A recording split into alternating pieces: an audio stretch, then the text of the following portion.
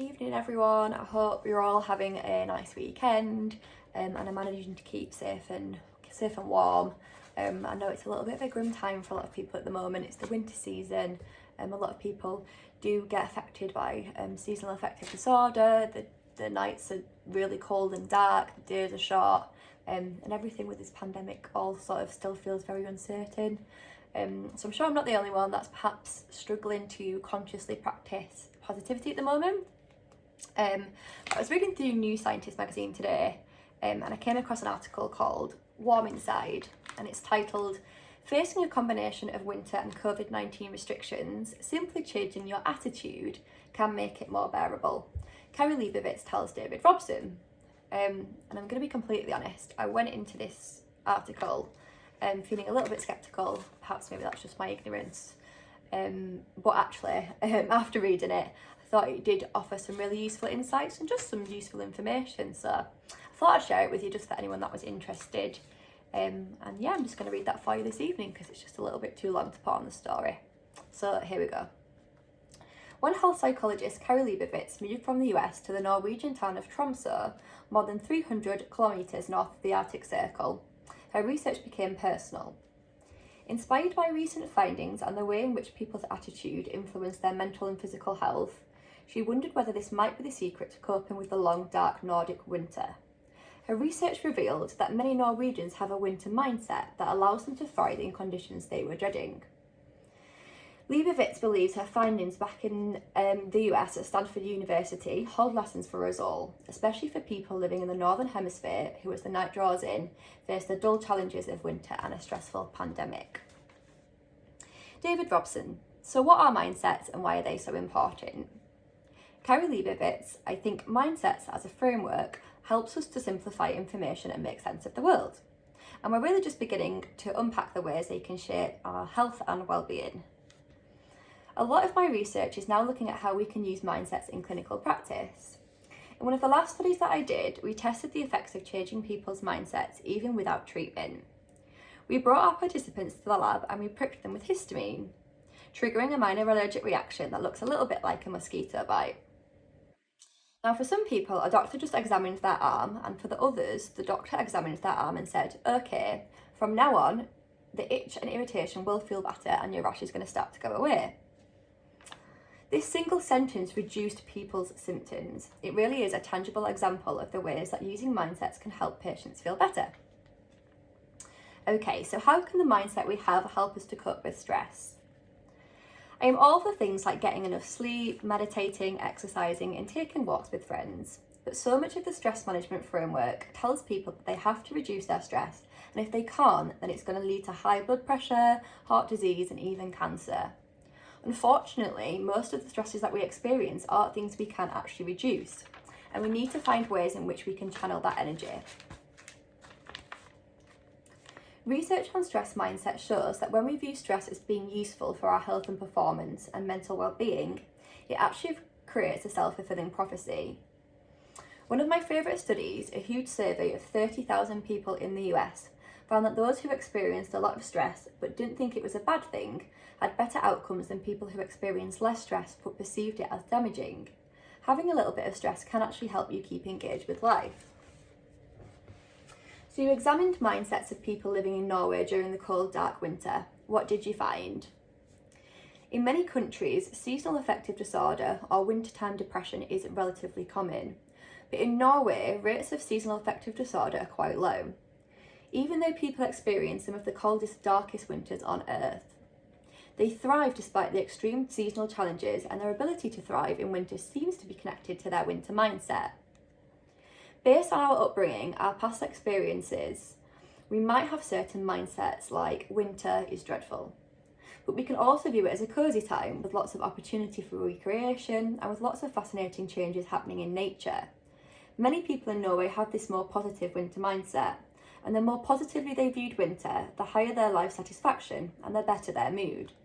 Interestingly, the further north people live, the more positive their winter mindset seemed to be. So how did you change your own attitudes and behaviour while living in a place where the sun doesn't rise for 2 months every winter? We tend to associate the polar night with darkness, but it can also be viewed as soft, peaceful light rather than just dark and a depressing thing. And so I would go out and take walks, either with my headlamp or just with street lights. I also tried to do things inside. We hosted a lot of potlucks with friends and we had lots of holiday gatherings. It was much easier to love the winter in Tromsø because the people around me loved winter. Do you think that anyone can change their attitudes in this way? 100%. Most of people just don't realise that their beliefs are subjective. If you are someone who hates winter, you just think, this is who I am.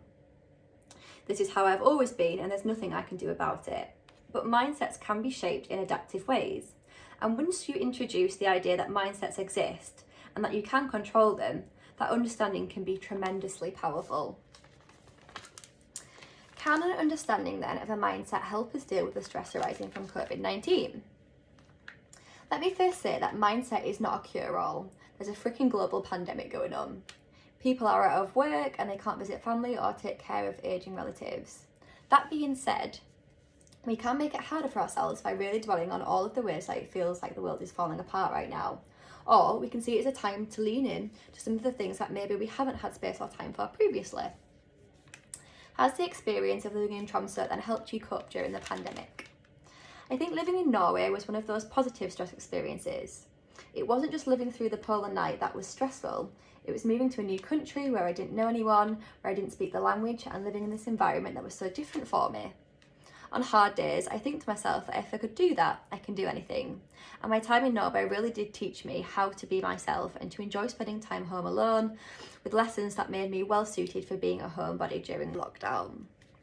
So that concludes the interview, but there's also 5 simple things that we can do that she's given us to help us think positively during a pandemic in winter. So number 1, recognise the message behind your stress. We only become anxious when we care about something. The stress response evolved to indicate what we value and then to pay attention to it, says Leibowitz. Simply recognising that it is better for us than wallowing in how bad we feel or trying to escape our feelings completely. It is the first crucial step to developing a healthy stress mindset.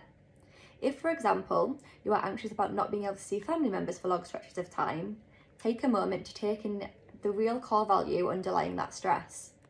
For example, in this case, it's that I love my family and I want my connection with them to remain strong. Number 2, look for things you can control. Once you have recognised the values that underline your stress, you can look for ways to act on them. The aim isn't to ignore reality of the situation and the difficulties you may face, such as the danger of COVID-19 and the risk of unemployment, but the evidence does suggest that this will only make things worse. Thinking of stress as an opportunity to engage with your values doesn't mean that you have to deny those things that are true. It just means that you are figuring out what part of the situation you are within control, says Leibowitz. If you're upset about not seeing your family, for example, you might look for other ways to express your love, such as sending a handwritten letter or homemade gift. Number 3, embrace small pleasures. In winter, it is easy to focus on all things that we can't do, rather than acknowledging that the season itself can bring pleasures that would be difficult in summer, such as the coziness of curling up under a blanket with a hot chocolate as we read a novel or watch our favourite TV series. Look for the things that make winter special, that you would not be able to do at other times of the year. You can reduce these feelings of helplessness that sometimes come with the harsher winter. Number 4, avoid being overambitious. Less travel and socialising during the COVID-19 pandemic has freed up time for some people. However, Leibowitz is sceptical of the numerous media articles during the first wave encouraging people to use it to develop ambitious goals. There was this sort of hustle mentality, like it's a global pandemic and so now it's the time for you to write your best-selling novel, she says. That's garbage. Now is a crazy time to get things like that done. If you are facing a winter with fewer opportunities to get out and socialise than you might like, you should have realistic aims. Recognising ways to use the time constructively without putting yourself under additional pressure. And then finally, number 5, watch what you talk about. I think this one's so important. This actually was a massive eye-opener for me. But during the winter months, moaning about the rain and cold reinforces a negative winter mindset with a direct reflect on your mood, said Leibowitz. It is important to share your feelings honestly, but if such negative chat becomes too much of a habit, try directing your conversations to some of the more positive ways you've been coping with winter's challenges.